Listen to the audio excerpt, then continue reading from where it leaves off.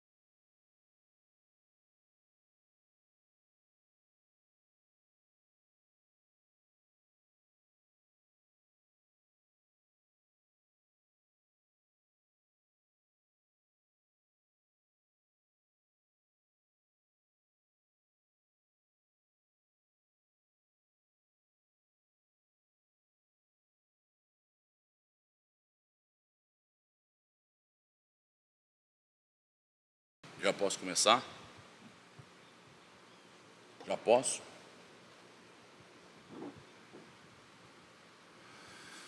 Então nós vamos iniciar a nossa reunião, elevando o nosso pensamento até Deus, nosso Pai, e rogando a Jesus, o nosso divino amigo e mestre. Senhor Jesus, que a Tua bondade possa nos envolver, através de benfeitores amigos que dirigem a este núcleo. Rogamos o amparo da Dona Emília Santos, do tio Rolandinho, da tia Bebé, da Dona Irma Ragazzi Martins, da Dona Benedita Fernandes, para que este amparo possa chegar a todas as criaturas, aonde quer que elas se encontrem, vinculadas a esta reunião, vinculadas a esta casa, a estas atividades. Somos agradecidos e contando com este amparo, com esta proteção, é que vamos iniciar a reunião da noite, dando graças a Deus, e que assim seja. Nós vamos iniciar com o Roberto. Boa noite a todos. Que Jesus nos abençoe e nos proteja, e principalmente nos dê condições de sermos compreendidos por todos e por todas que nos assistem. Dando continuidade ao estudo de O Livro dos Espíritos, hoje nós estaremos falando da parte 4ª, das esperanças e consolações, o capítulo 1º, das penas e gozos terrestres, das questões 937 e 938. Especificamente, nós estaremos falando do tema decepções, ingratidão e afeições destruídas. E a pergunta é: quem nunca? Quem nunca sofreu com essa situação? Mas vale lembrar que nós também, da mesma forma que passamos por essas dificuldades, nós também fizemos muita ingratidão, nós destruímos afeições e nós também decepcionamos muita gente. Por isso que Kardec faz a seguinte pergunta: para o homem, questão 937, para o homem de coração, as decepções oriundas da ingratidão e da fragilidade dos laços da amizade não são também uma fonte de amarguras? E os espíritos respondem: são. Porém, deveis lastimar os ingratos e os amigos infiéis. Serão muito mais infelizes do que vós. A ingratidão é filha do egoísmo, e o egoísta topará mais tarde com corações insensíveis, como o seu próprio o foi. Então, na resposta do Livro dos Espíritos, é interessante a gente ressaltar que nós vivemos num mundo de ação e reação. Tudo aquilo que nós estamos passando hoje, provavelmente é alguma consequência de alguma escolha que nós fizemos equivocadamente lá atrás. Então, a reencarnação, esta condição de aprendizado, nos mostra que nós vamos passar por coisas que muitas vezes nós fizemos acontecer. Mas vale lembrar uma frase que muitas vezes a gente se defronta quando nós nos deparamos com uma ingratidão, com uma decepção. Nós costumamos dizer assim, claro, com os dentes, né, trancados e com uma certa raiva. O mundo dá voltas, né? E essa pessoa vai passar por poucas e boas. Isso, da nossa parte, é vingança. E a doutrina espírita, como o cristianismo, eles lastimam quem procura essa condição da vingança. O que nós precisamos entender é a necessidade de seguir adiante, de seguir em frente. E no Livro dos Espíritos nos diz o seguinte: lembrai-vos de todos os que fizeram mais bem do que vós, que valeram muito mais do que vós, e que tiveram por paga a ingratidão. Então nós nos recordamos de figuras aqui da Terra, que nos deram demonstrações de amor, que deram demonstrações de entrega, mas que receberam muita ingratidão, que receberam pedradas o tempo todo, que foram injustiçados. Vão falar de Jesus, de Chico, Allan Kardec e tantos outros, Madre Teresa, Irmã Dulce, tantos que trabalharam pelo bem, mas nunca desistiram. Então nós precisamos pensar nessas pessoas como referências para que a gente possa entender que a decepção, que a ingratidão, ela faz parte da nossa vida, infelizmente. Porque a decepção, segundo os dicionários, é um sentimento de desgosto, de mágoa ou desalento, é uma sensação de tristeza, circunstância emocional de melancolia ou uma certa tristeza. Então nós vamos ver que a decepção, ela nos atinge, mas o mais importante que nós precisamos entender, quando nós nos decepcionamos, a decepção é nossa, porque nós projetamos alguma coisa em alguém, esta pessoa não corresponde àquela projeção e, portanto, vem a decepção. Mas vale lembrar, a decepção é um sentimento meu, próprio. Então, eu tenho que trabalhar com essa decepção, que é diferente da ingratidão, porque a ingratidão é uma característica da pessoa ingrata. É a qualidade de quem não reconhece o bem que lhe foi oferecido, nem a ajuda que lhe foi concedida. É uma ausência de gratidão. Então, o problema da ingratidão não é seu, é do outro. Então, é interessante a gente observar que decepção e ingratidão, o alvo é diferente. Quando eu me decepciono, eu preciso olhar para mim, entender o que está acontecendo, para que eu possa trabalhar isso em mim. Quando eu sofro uma ingratidão, é um problema que cabe ao outro resolver. Então, eu não tenho condições de fazer nada pelo outro. Tanto é que Santo Agostinho diz o seguinte: as pessoas não são o que parecem. As pessoas não são o que deveriam ser. As pessoas não são o que gostaríamos que elas fossem. E as pessoas são exatamente como são. E não há nada que possamos fazer a esse respeito. Então, quando nós falamos dessas relações interpessoais, temos que entender, compreender que o outro, assim como nós mesmos, estamos em patamar evolutivo diferenciados. Cada um tem as suas experiências, cada um tem as suas qualidades, cada um tem as suas imperfeições, que precisam ser trabalhadas. Quando a gente enxerga no outro que ele tem uma característica totalmente diferente da minha, porque ele teve experiências diferentes das minhas, então eu passo a compreender que ele tem todo o direito de ser tal qual ele é. Então nós precisamos aprender a abstrair essa questão da decepção e da ingratidão justamente porque nós precisamos trabalhar a nossa indignação, a nossa frustração, e a gente vê que essa ingratidão, essa decepção, ela não nos faz bem. Quando ela não nos faz bem, significa dizer que eu tenho que entender por que não está me fazendo bem, para que isso me traz uma emoção diferente, como eu tenho que trabalhar com essa situação. E aí vem aquela grande pergunta: por que existe decepção? Normalmente a gente fala porque a gente é besta, né? Ou porque a gente é bobo e a gente acredita e confia em todo mundo. Mas principalmente, nós nos decepcionamos porque nós criamos expectativas. E a gente vai tentar entender que, consciente ou inconscientemente, aquela pessoa para quem nós projetamos determinada coisa, ela deixou de atender alguma expectativa nossa, pessoal. E isso gera uma frustração.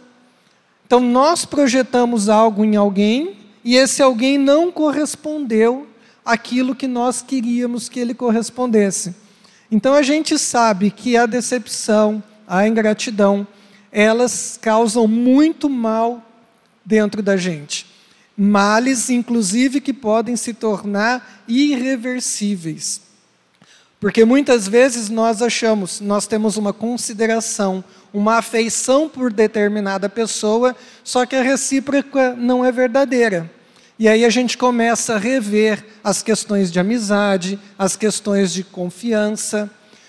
Então nós vamos entender que quando nós projetamos algo para alguém, quando nós criamos expectativas, nós criamos uma ilusão. Então, quando nós saímos dessa ilusão, nós nos desiludimos. Mas o mais importante, a desilusão é excelente para a nossa vida. Por quê? Porque nós estávamos cegos, nós não enxergávamos adequadamente, corretamente, e aí a gente passa a ter uma visão mais clara daquela pessoa com quem a gente conviveu.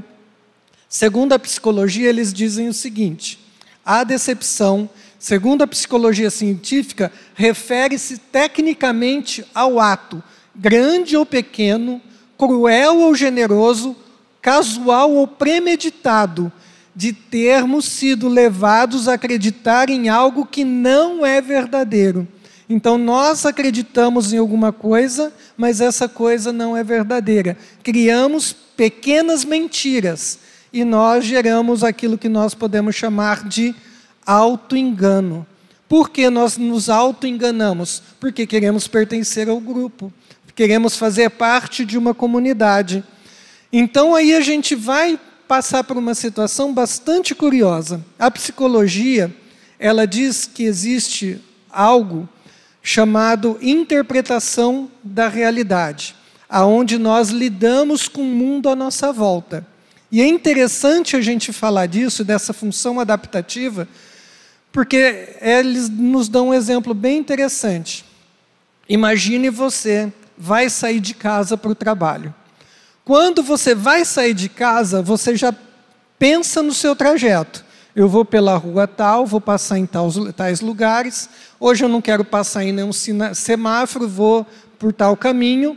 E se eu sair de casa tal hora eu chego no trabalho. Só que no meio do caminho, a gente encontra com pessoas que estão dirigindo a 10 por hora, pessoas que fazem uma conversão sem dar sinal, e vai gerando em nós frustrações.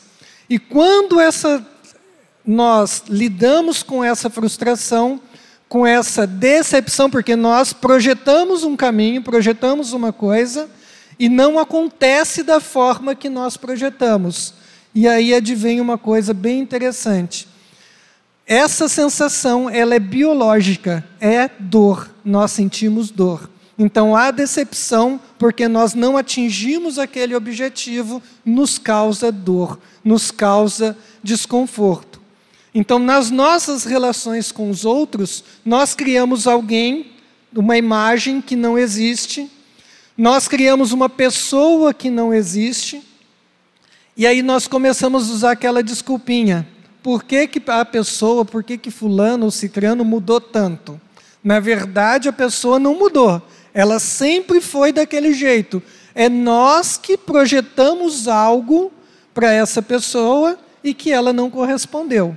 E mais importante, como as pessoas da nossa convivência são imperfeitas, assim como nós somos imperfeitos, nós queremos que o outro traga a perfeição que ainda não existe. E aí dói. Então nós cobramos do outro essa condição. Então nós vamos ver que esse processo ele é dolorido, ele é difícil de ser trabalhado dentro da gente. E quando a gente fala em gratidão, Allan Kardec ele faz um comentário que está na Obras Póstumas, em janeiro de 1867, ele diz o seguinte: quando me sobrevinha uma decepção, uma contrariedade qualquer, eu me elevava pelo pensamento acima da humanidade e me colocava antecipadamente na região dos espíritos, e desse ponto culminante, donde divisava a minha chegada, as misérias da vida deslizavam por sobre mim sem me atingirem. Tão habitual se me tornar esse modo de proceder, que os gritos dos maus jamais me perturbaram. Então essa frase de Kardec é muito interessante.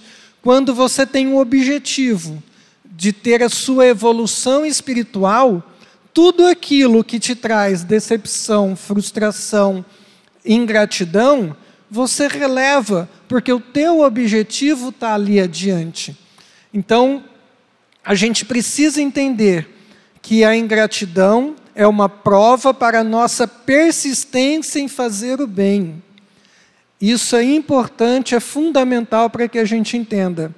E vamos pensar, a gente sempre quando está navegando pela internet, a gente está preparando o tema, a gente sempre encontra algumas frases, algumas coisas bem interessantes. E essa daqui ela é muito bacana, que ela diz o seguinte: as pessoas farão coisas cruéis com você. Ainda assim, escolha ser uma boa pessoa. Não permita que a maldade dos outros te impeça de ser alguém incrível. Olha que coisa linda, né? Vamos persistir, não importa se vieram as decepções, a gente vai crescer. Nas nossas relações, isso é importante a gente ressaltar, a gente não vai lidar com pessoas que pensam igual a gente, que curtem as mesmas músicas, que têm as mesmas ideias, as mesmas propostas. Porque isso não nos ensina nada, a gente vai continuar fazendo do mesmo. Nós precisamos de desafios, precisamos de pessoas que nos desafiem a ser melhores, a desenvolver as nossas potencialidades. Então, a ingratidão, a decepção, ela vai nos ajudar a nos fortalecer, a fazer com que nós possamos crescer cada vez mais. E, novamente, na internet, eu me deparei com uma história muito interessante. Eu não conhecia, mas eu achei fantástico trazer para a nossa realidade. Uma vez que a pessoa que mais pode nos decepcionar somos nós mesmos, porque nós fazemos uma alta imagem de nós, achando que a gente é o suprassumo, né? O melhor de todos, o último biscoito do pacote, lembrando sempre que o último biscoito é o mais quebradinho, né? É o mais destruidinho. Então a gente se acha o máximo. A gente às vezes se acha até privilegiado em algumas circunstâncias. E aí quando vem a realidade, o choque de realidade, a gente vai entender que a gente não é tudo isso. E aí a gente se decepciona com a pessoa mais importante da nossa vida, que somos nós mesmos. Essa história conta que um homem de 55 anos sofreu um acidente e veio a desencarnar. E quando ele desencarna, ele vai para um lugar bastante escuro, bastante difícil, feio, cheio de energias negativas. E assim que ele está caminhando naquele local, ele vê 3 figuras vindo na sua direção, de capa preta e de aspecto bastante escuro. Assim que ele chega perto dessas 3 pessoas, ele pergunta: aonde eu estou? E ele olha, responde para o rapazinho que estava chegando lá: você está naquilo que os espíritas chamam de umbral. Mas não é possível. Eu não posso estar no umbral. Eu era espírita. Eu participava dessa doutrina consoladora. Como eu posso estar no umbral, uma vez que eu ajudava muita gente? Eu fazia caridade, né? Eu ia dar sopa para as pessoas. Eu ia preparar sacolinhas lá para as pessoas. Eu dava passe várias vezes na semana para quem precisasse. Eu ajudava financeiramente a casa. E principalmente eu fazia palestra. Como pode ser que eu estou no umbral? Como pode ser essa situação? E aí o Espírito olha para ele e fala: pois é, você está no lugar certinho, porque esse é o seu peso específico, então você está aqui porque você merece. Quando você dava sopa, quando você fazia sacolas de alimento, você olhava para aquele povo e falava: esse povo está na miséria porque merece tudo isso. Quando você dava passe, você achava que o seu passe era o melhor passe de todos. Por isso que você ficava todo envaidecido com o passe. Sim, você disse que fazia palestra, mas você achava que o seu conhecimento era muito superior aos outros, que eles deviam reverência a você. E sim, você ajudou muito a instituição financeiramente, mas você fazia esperando que os amigos espirituais te dessem alguma coisa em troca. E nisso, ele tem aquele choque de realidade, se decepciona com a sua situação e começa a refletir que realmente ele estava no lugar certo. Mas ele começa a pensar a respeito de tudo isso e uma pequena luz, uma pequena chama começa a brilhar dentro dele e ele começa a se elevar. Quando ele começa a se elevar, ele vê os espíritos naquela região e fala: estou saindo fora, vocês vão ficar por aí algum tempo.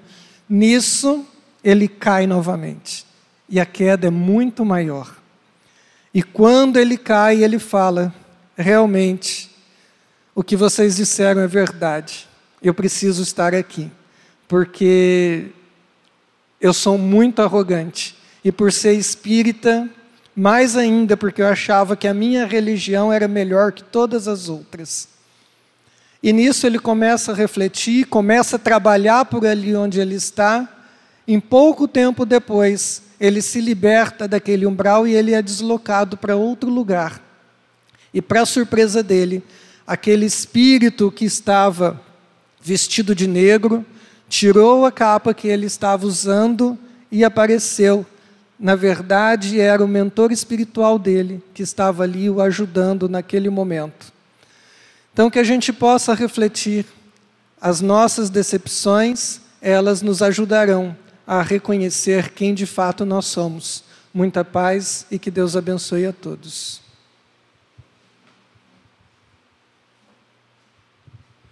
Nós vamos entrar aqui no capítulo Bem-aventurados os aflitos, e o item a ser abordado é suicídio e loucura. E é importante que a gente reflita nos dias de hoje o quanto isso está em voga, o quanto o materialismo toma conta das pessoas, o quanto elas estão envoltas numa loucura coletiva, em suicídios generalizados por condutas abjetas, condutas inconsequentes. Então nós vamos analisar algumas coisas. Olha o que nos fala o Evangelho: a calma e a resignação hauridas na maneira de considerar a vida terrestre e da confiança no futuro dão ao espírito uma serenidade que é o melhor preservativo contra a loucura e contra o suicídio. Então, os espíritos partem, Kardec parte de uma premissa. Qual é a premissa? Que nós entendemos que nós precisamos ter calma e resignação, pois estamos inseridos num contexto reencarnatório. Estamos recebendo aquilo que plantamos. Então, a lei de retorno faz com que cada um de nós esteja amealhando, esteja captando, esteja em condições de receber aquilo que outrora e aquilo que nesta mesma existência a vida nos coloca como uma oportunidade de aprendizado. Não é pura e simplesmente um retorno no sentido de nós criamos e nós somos apenas e tão somente responsável pelo que nós criamos. É mais do que isto. O que nós projetamos, o que nós facultamos aos outros a partir da nossa atitude, do nosso pensamento. Então, se nós não tivermos, diante desta vida materializada, uma percepção espiritual dessa existência, nós vamos solapar, nós vamos ficar efetivamente contaminados. Mas vamos continuar. Então vamos entender alguns elementos que nos darão condições de compreendermos. A vida continua, somos um espírito imortal. Então nós conhecemos que existe a regressão de memória. Hoje existem pesquisas em universidades dos Estados Unidos, da Índia, da França, em vários locais, mostrando todo este processo onde as pessoas se deparam com lembranças estas que não são produtos da imaginação, não são produtos de uma alucinação, isto com tomógrafos, de computadores, e aí a pessoa sabe que ela está tendo uma lembrança de algo que faz com que ela reavive algo que mostre que é algo vivido por ela. E temos outras situações, sonhos recorrentes. Isso aqui gerou um filme. E nós vemos quantas pessoas que têm uma lembrança de um sonho, e o sonho refaz-se, o sonho se reapresenta, o sonho se faz presente novamente. E esta pessoa voltou agora, ela morava nos Estados Unidos, e ela vai à Escócia, e ali na Grã-Bretanha ela vai ver uma vivência e vai lembrar-se plenamente de tudo que ela teve. Isso eu estou trazendo para que a gente tenha uma noção. Nós temos bases para acreditarmos de forma diferente na vida. Uma outra coisa, lembranças espontâneas de crianças que lembram-se de vidas e tem ainda situações em que aquilo lembra um acidente que ela teve. Esse bitmarks, ou seja, essas marcas de nascença, remontam a um passado onde ocorreu uma morte, ocorreu uma certa situação e nasce aquela criatura com um problema congênito. Então nós estamos ponderando situações que mostram que a doutrina espírita nos dá elementos para nós acreditarmos além da vida. Aqui, a psicografia especular, o Chico, o Emmanuel escrevendo através do Chico, em inglês, de trás para frente. O que denota que existe algo além da matéria, algo além da vida.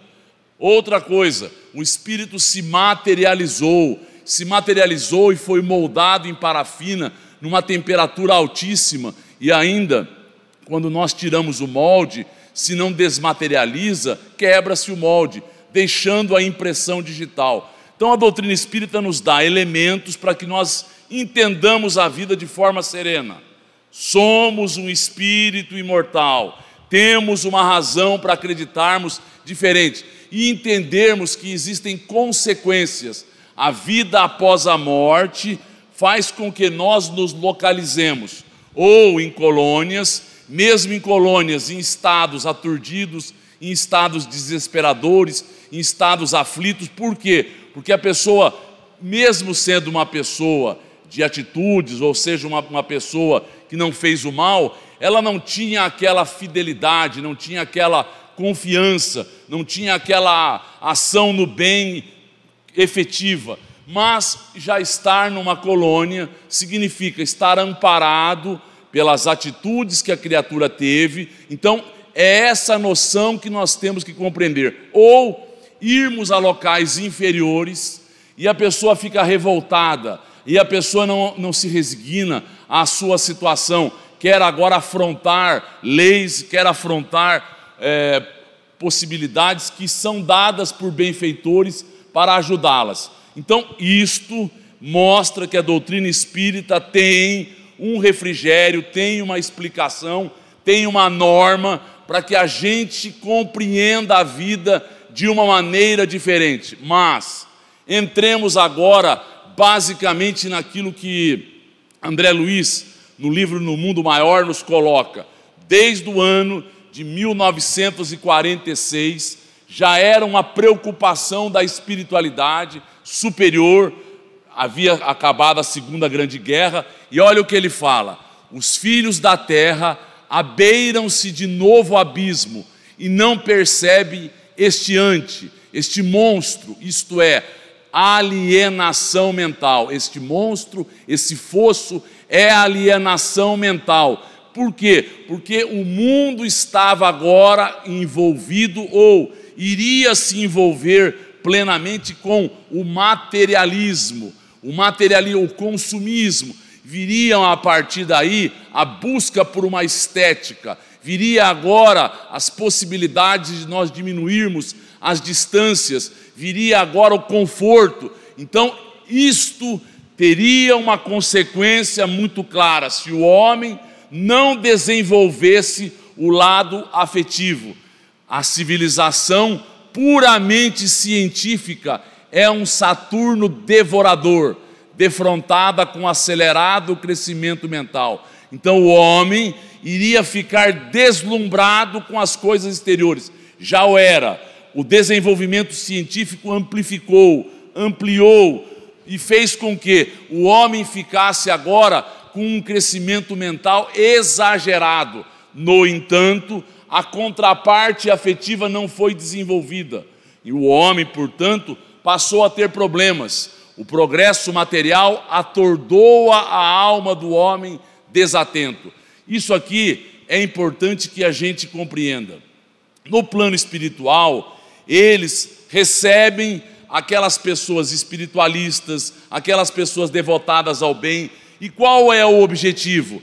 Orientar a essas pessoas para que elas não fiquem desatentas, se contraponham ao materialismo, se contraponham agora a esta chaga que é a descrença na vida após a morte, que é a descrença que não exista razão, que é a descrença imaginar que nós estamos sob o comando de leis aleatórias, casuais. Então, os emissários levam agora ao plano superior esses encarnados, desdobrados, para que eles aprendam, para que eles tenham agora uma nova normativa com valores morais. Olha o que ele nos fala: foi assim que atingimos a época moderna, onde a loucura se generaliza e o homem está a pique de sossobro, está a pique de cair. Por que a loucura se generalizou? Porque o homem agora é um ser desequilibrado, descompensado, não desenvolveu os sentimentos, aquilo que daria à inteligência a diretriz, aquilo que daria à inteligência o direcionamento. E o ser humano, não tendo isso, ele vive apenas para as exterioridades. Vivendo para as exterioridades, como nos fala Emmanuel, as duas chagas da humanidade são a loucura e é o suicídio. Porque o materialismo não tem respostas, o ser humano não está afeito a se defrontar com as situações. Mas entendamos, continuemos. Nova ameaça ao domicílio terrestre, as moléstias da alma que se ingerem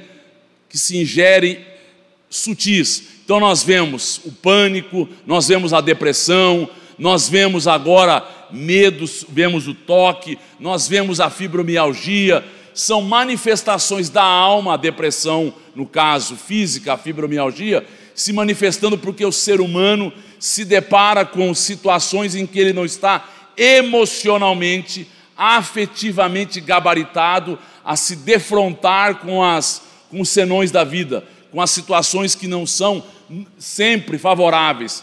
Na maioria das vezes, nós temos situações que nós não gostaríamos, nós nos decepcionamos, nós temos a ingratidão, como bem o Roberto falou, e aí vem o quê? E aí chega em nós esses problemas que se avolumam, e o ser não tendo como se defrontar com isso, o que ele faz?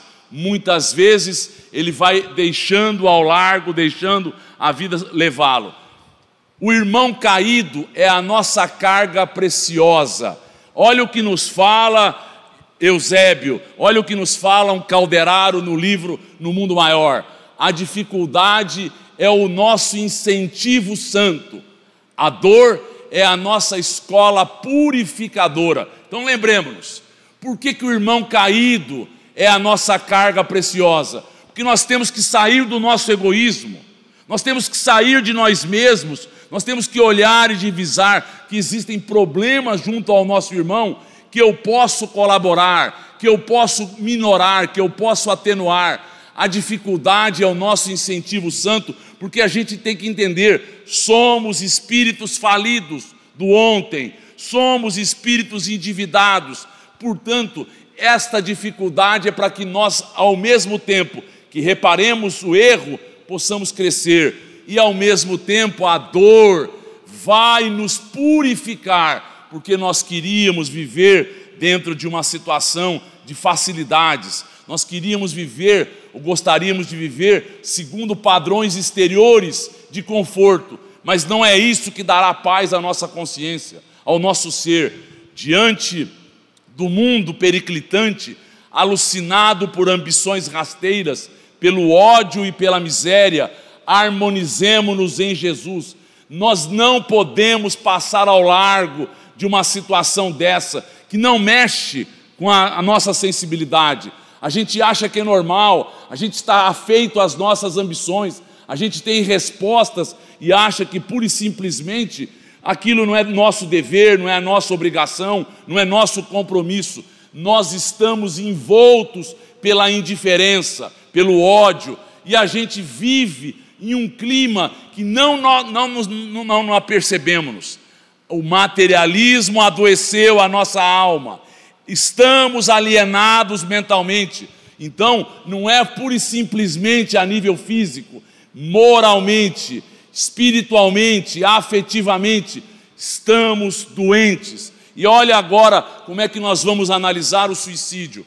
Por que a pessoa dá, por exemplo, um tiro na sua própria cabeça? Por que ela tira a sua própria vida? Porque ela não tem elementos para se defrontar com situações difíceis, emocionais, financeiras, físicas. Ela não tem agora ingredientes dentro dela para que ela se defronte e trate isto de forma natural. Ela se sente acovardada, ela se sente agredida, ela se sente esquecida. E aqui nós vemos no livro Memórias de um Suicida, o grande escritor Camilo Castelo Branco, dando um tiro na sua própria cabeça. E aí o que vai acontecer? Isso é importante. A doutrina espírita, além de tudo, nos ilustra, nos mostra estas consequências. Ele fica aturdido por vários meses, fica andando de um lado para o outro, indo ao encontro de familiares, indo ao encontro de pessoas, e ele ouve as conversas e ouvem todos estando tristes, decepcionados com a atitude que ele tem. Mas o que é importante? Ele fica preso, ele vai ao cemitério e vai aos lares, porque ele é um ser lúcido, porque ele é um ser que era um literato, era um homem reconhecido, mas ele está preso e fica vagando de um lado para o outro, como se fosse um duende, porque isso que nós temos que entender. Ele tira a sua própria vida para tirar o que? A dor, para que a dor agora tenha um estacato, tenha uma parada. E qual não é a desilusão quando ele vê que a dor apenas e tão somente se amplificou, apenas e tão somente ficou muito maior, até que chegam emissários de Maria e recolhem a ele. Quando isso se faz? Quando é rompido o laço que liga o corpo espiritual ao corpo físico. Nesse momento ele é levado então ao Vale dos Suicidas. E chegando no Vale dos Suicidas, que é um local de proteção ao suicida, mas olhemos, é um local horrível pelas vibrações, é um local onde as pessoas estão vendo e revendo aquilo que cometeram contra elas mesmas. Então, elas revêem as suas mortes de forma ininterrupta. A cena se faz, ela se desfaz para se refazer novamente. Então, a pessoa está presa a um local tétrico, a um local imundo, a um local onde os piores instintos humanos ali se manifestam. No entanto, é um local para o suicida que vai ajudá-lo, que vai dar a ele um certo amparo e uma certa proteção, porque senão ele ficaria nas mãos de obsessores, espíritos que iriam perturbá-lo. E nós vemos ainda que na sequência, quando se esgota o fluido vital, quando aquele fluido vital que estava abrigado junto aos nossos corpos é escoado, se ela termina, chegam os trabalhadores de Maria, que vão levar a criatura agora a um hospital de Maria, para que estes suicidas possam ser tratados nesse local. Mas, basicamente, o que acontece? Basicamente, é feito um planejamento, isso em linhas gerais, isso é o comum, isso é o habitual, porque nós temos que compreender, o suicida é um transfuga da lei. O suicida é alguém que não se aproveitou de um empréstimo divino que o corpo lhe dava, que a volta ao cenário material lhe possibilitava. Então, é logo planejada uma existência para que ele volte com problemas que ele cometeu contra ele mesmo. Olha o que nos fala Emmanuel: no suicídio ou na delinquência, caímos de imediato na desagregação ou na insanidade das próprias forças, lesando o corpo espiritual, o que nos constrange a renascer no berço físico, exibindo defeitos ou moléstias congênitas, em aflitivos quadros expiatórios. Então, essa criatura volta ao cenário físico para viver poucos anos, volta ao cenário físico para viver uma expiação, volta ao cenário físico para o corpo drenar, para o perispírito drenar para o corpo, um problema que foi agora acrescido ou acrescentado ou amplificado junto ao nosso corpo espiritual. O corpo físico é o mata-borrão do corpo espiritual. Então, essa criatura tomou um corrosivo para morrer, para se matar, para tirar a sua vida. O que vai acontecer? Ele tinha agora uma suscetibilidade, uma propensão à doença na respiratória. E aí o que vai acontecer? Logo ele desencarna, logo ele perde a vida. Em geral, o suicida vem para retornar brevemente, por um pouco de tempo no plano físico, e voltar ao cenário espiritual. Qual o objetivo? Sanear momentaneamente, reequilibrar o perispírito que estava totalmente aturdido, totalmente desequilibrado, totalmente em frangalhos. E aí ele vai agora conviver com outras crianças que também retornaram à espiritualidade nas mesmas condições. E nós vemos vários educandários. Por quê? Porque o índice de suicídio só tem aumentado. O índice de loucura, o índice de imprevidência, o índice de pessoas ficarem agora alucinadas só tem amplificado com o materialismo. Então, estas escolas se propõem a ajudar pessoas, no caso, esses espíritos que tiraram as suas vidas, a retomarem aos poucos um reequilíbrio. Então, o suicida é alguém que, no mínimo, em 2 ou 3 reencarnações, ele criou problemas para si próprio, para que ele agora volte ao ponto em que ele se encontrava outrora. Então essa criança ainda continua apresentando problemas no plano espiritual, até que aquilo fique sanado, até que aquilo fique reequilibrado. Então nós temos que ter esta noção. Em geral, as crianças que deixam a vida em tenra idade são suicidas que retornam, que nós nos apiedemos dos pais, mas que eles entendam que eles estão auxiliando a esses espíritos a recomeçarem um trajeto agora evolutivo. mas existem algumas variáveis no processo. Por exemplo, com Camilo Castelo Branco, quando ele tira a sua própria vida, ele era um ser lúcido. Ocorreram intercessões, ocorreram pessoas pedindo por ele, sim.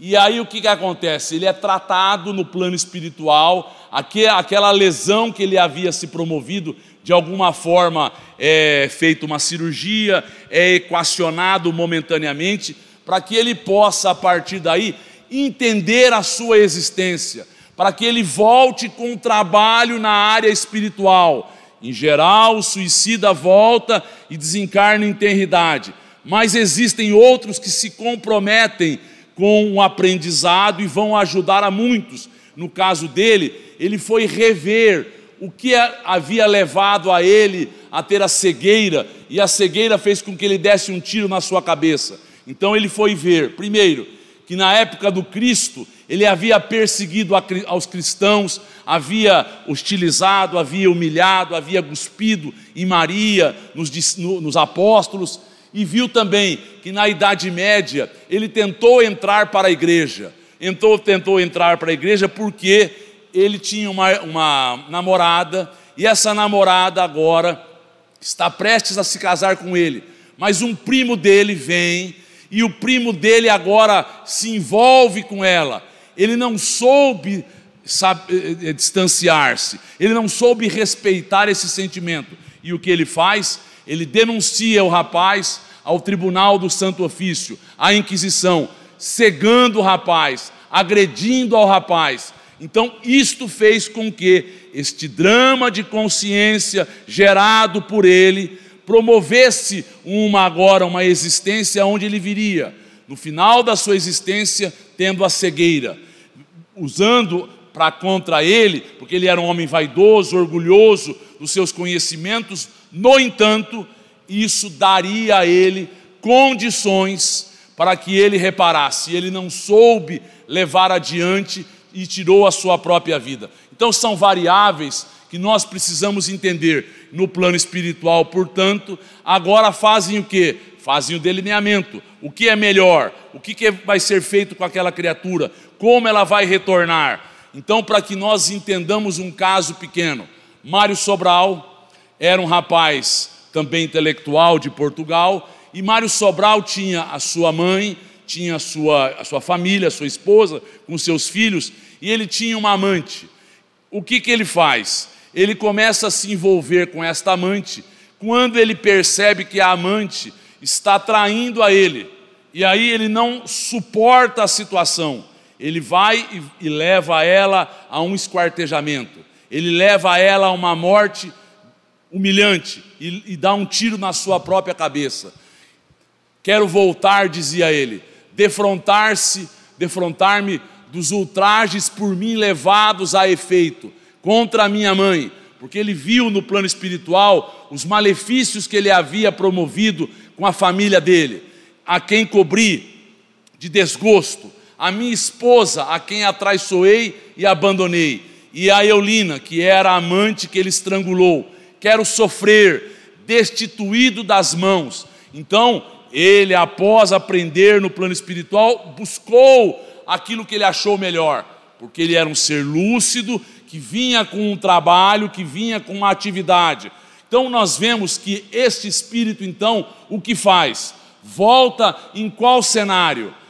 Enjeitado pela família, enjeitado pela sociedade, nasce num lupanar, e quem vai cuidar dele era a Eulina, que agora era uma mulher simplória, queria criar ele com uma outra criatura na sua casa, como seu próprio filho. A ex-amante daria a ele todo o resguardo, todo o amparo, para que ele, sem mãos, sem pés, se arrastando no Rio de Janeiro, nas calçadas do Rio de Janeiro, pudesse se reerguer moralmente.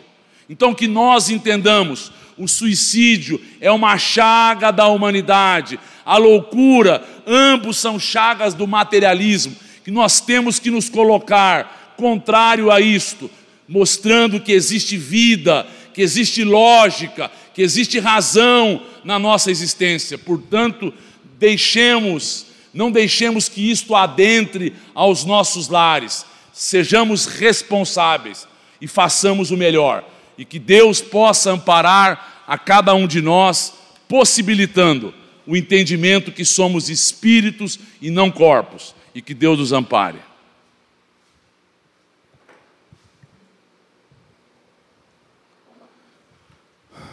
Vamos finalizar a nossa reunião agradecendo a Deus e a Jesus, aos bons amigos espirituais, que possam, Senhor Jesus, os teus emissários, envolverem aos hospitais em nossa cidade, que todos os que estamos vinculados a esta reunião, possamos vibrar em prol desses locais, a Santa Casa, o Hospital da Unimed, o Hospital Central, o Pronto-Socorro Municipal, os CAPs do Benedita Fernandes, que esses ambientes possam possibilitar melhorias, amparo, auxílio.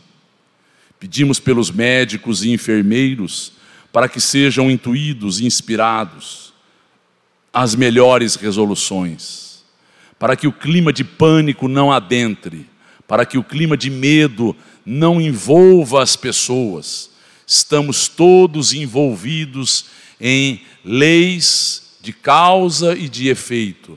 Não adentremos em causas promovidas por nós mesmos, do medo, da inconsequência, da irresponsabilidade, do pânico.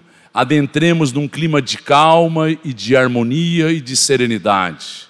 Compreendamos que tudo segue o seu curso. Auxiliemos orando, vibrando, para que todos esses ambientes possam ser saturados de energias de amor e de paz. Continuemos vibrando, agora por casas assistenciais em nossa cidade. Vibremos em favor de todas elas, para que estas recebam o teu amparo, Senhor. Não importa se amparam a criança, ao idoso, ao necessitado, aquela criatura envolvida em viciações. O importante é que exista colaboração, que exista preocupação de irmãos para com irmãos, exista solidariedade e que estas casas possam seguir atuando, auxiliando, dando a estes que necessitam o lenitivo, o bálsamo.